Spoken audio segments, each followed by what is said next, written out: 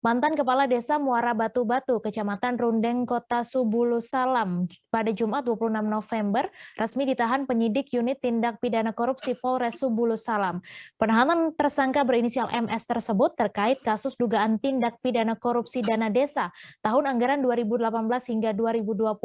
Dijelaskan ada 5 penyimpangan yang dilakukan tersangka MS berdasarkan hasil pemeriksaan. Untuk info selengkapnya akan disampaikan rekan Khalidin, wartawan Serambi News yang kini sudah terhubung bersama kami. Halo Khalidin, Halo Mei, silakan dengan informasi Anda bagaimana perjalanan kasus dugaan korupsi dana desa ini. ya selamat siang untuk pemirsa Tribun News dimanapun berada.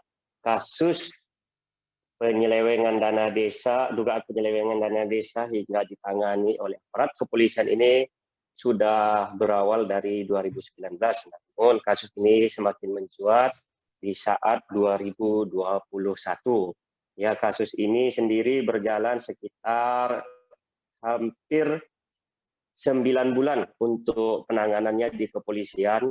Saat itu sebenarnya aparat kepolisian, khususnya dari unit Tipikor, Satreskrim Polres Subulu Salam mulai menangani sekitar Januari.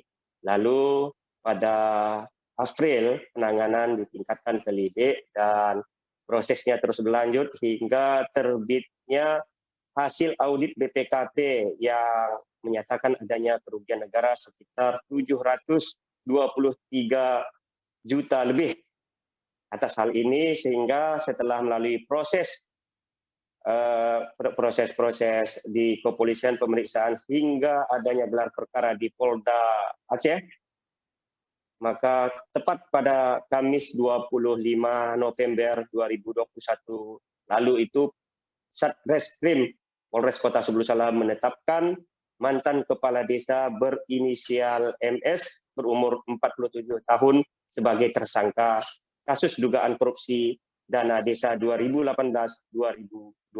Begitu, Mek. Ya, kemudian dari informasi yang Anda dapatkan berapa total tersangka dalam kasus ini?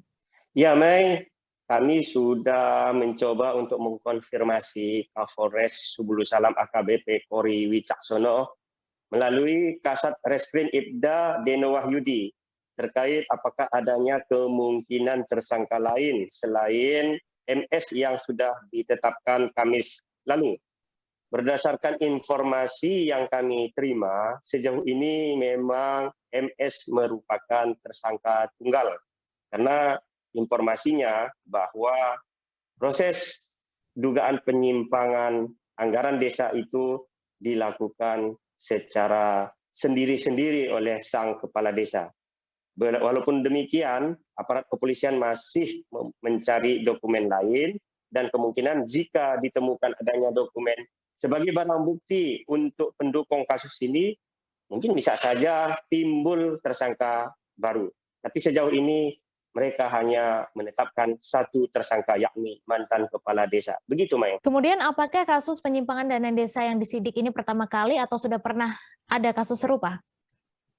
Ya, Maya. Untuk Kota Subulu Salam sendiri memang kasus penetapan sebagai tersangka terhadap salah seorang mantan kepala desa di Kota Subulu Salam ini merupakan pertama kali, ya, pertama kali kasus dana desa berakhir di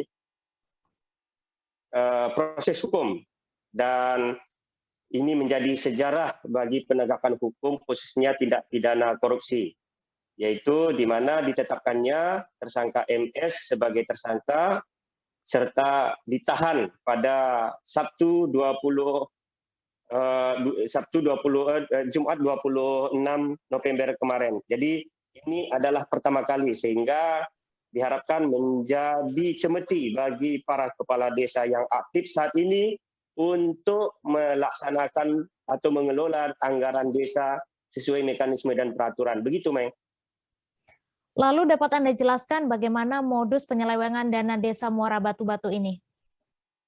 Ya, Meng. MS adalah kepala desa aktif di 2020 hingga 2020 lalu, dan kasus penyimpangan ini terjadi antara 2018 sampai 2020 atau tiga anggaran, ya.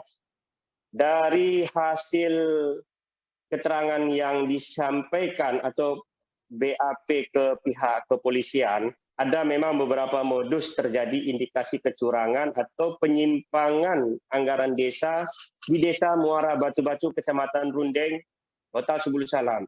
Desa Muara Batu-Batu ini berada di bantaran Sungai Soraya, tapi sebenarnya tidak jauh dari pusat kecamatan. Nah, salah satu dari modusnya itu menurut BAP atau keterangannya ke pihak penyidik yaitu dengan cara markup atau adanya kelebihan pembengkakan harga barang yang dibeli dengan harga pasar yang sesungguhnya. Ada selisih harga yang mungkin signifikan.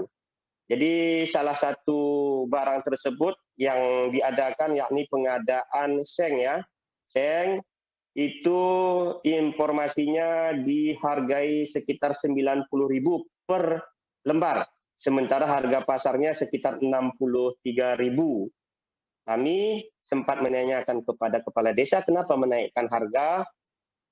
Sang mantan kepala desa memberikan penjelasan bahwa sebenarnya harga itu masih di dalam batas wajar. Menurutnya dia tidak melebihi standar harga Pemko. Jadi untuk proses-proses pengadaan di daerah itu sebenarnya ada juga dibuat ya standarnya, ada standar yang dikeluarkan oleh pemerintah, dan menurut sang mantan kepala desa bahwa dia masih belum melampaui standar harga Pemko. Sementara standar harga Pemko itu per lembarnya seng 7 kaki dihargai 106.000. Begitu, Mei. Dan modus lain ada kwitansi bodong ya, kwitansi kosong. Mungkin begini, ada pengeluaran yang dicatatkan, namun barangnya atau bukti pengeluaran itu hanya selembar kertas tanpa jelas penerimanya atau penggunaannya. Kemudian ada juga program atau pengadaan lain, termasuk adanya bantuan-bantuan yang seharusnya tersalur untuk masyarakat sebagai penerima ternyata tidak disalurkan, malah dijual kembali ke toko-toko yang ada di Kota Subulu Salam. Jadi inilah antara lain modus-modus penyimpangan dana desa yang merugikan negara sekitar 723 juta lebih. Terima kasih sudah nonton. Jangan lupa like, subscribe, dan share ya.